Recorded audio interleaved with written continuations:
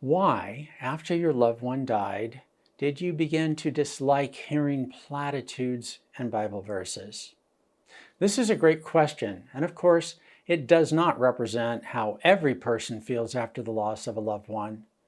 While their experience is different for everyone, I have a few thoughts to share that may help you make sense of your emotional reactions. First, when someone shares a platitude like, God needed another angel, or at least he's in a better place, or quotes a Bible verse such as James 1, which is, consider it all joy, brothers and sisters, when you encounter trials, you will have some sort of reaction to that.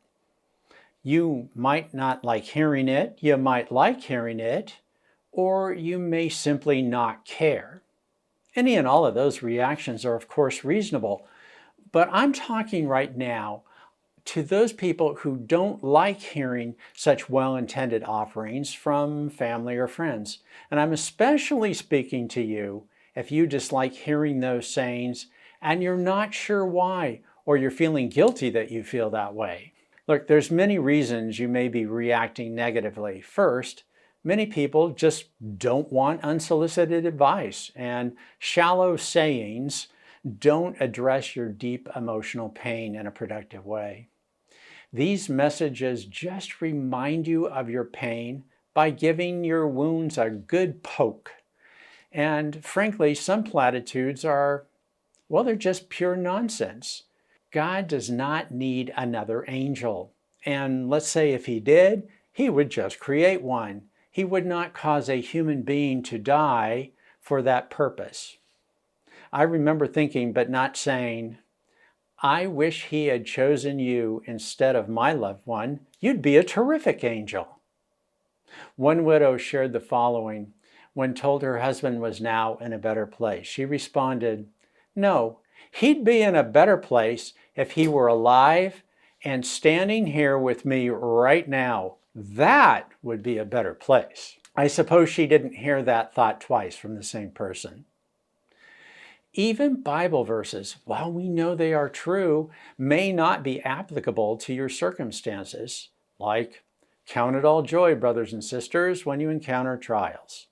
Certainly, losing a dear loved one is a huge trial, but are you really supposed to count your loss as joy? No. The Bible tells us there are seasons for everything in life. For instance, a time to mourn and a time to dance. Those are two opposing seasons. They aren't the same seasons.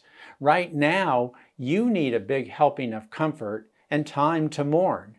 You aren't in the mood for joy right now, but that will come with time. Hearing even an appropriate biblical reference for a loss can be mistimed. You might not have ears for it at a particular time, and your heart may not be ready for it. But you will eventually get there, and you may be able to smile at that in a future time. You will know when that time comes.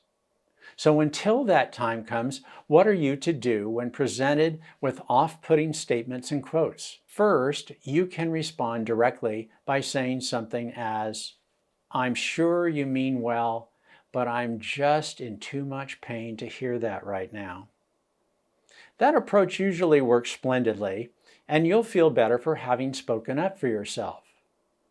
Second, for those closest to you, you can write notes or send a group email and tell people in advance explaining what you need and what you don't need at this time. You can be as kind as you wish, but the idea is to share in advance what you need right now and what you don't need right now, which might include more patience, more time to myself, understanding when I want to talk about my loss and when I don't want to talk about it. You can say, I don't need to be fixed. I will heal. And besides, you can't fix me anyway. And I'll let you know if I'm looking for wisdom. Well, that's it for today. I hope that was of some small help to you, and I look forward to speaking to you and helping you answer questions that Christians ask when they're grieving. Be well.